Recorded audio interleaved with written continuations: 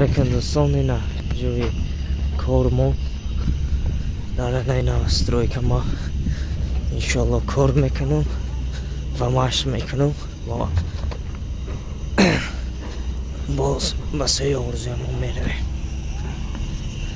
راه افتاده نگشتم.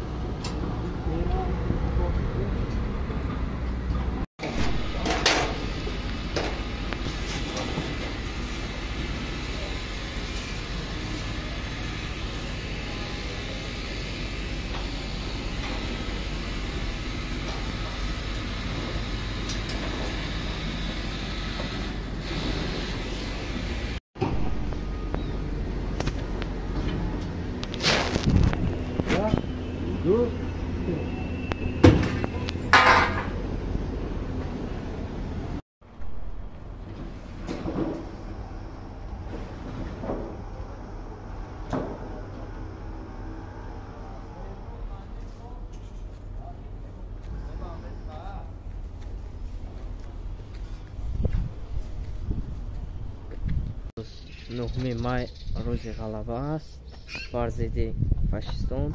امروز ما در جای کار قرار داریم.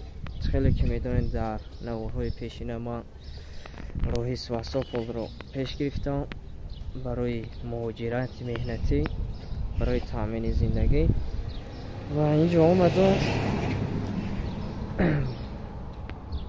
به جای کار و دیدم که جای کار نیست، یگان پریتنزیا ندارم به همه آدمانی که دستگیر کردن و تا به اینجا مرا آوردن رحمت.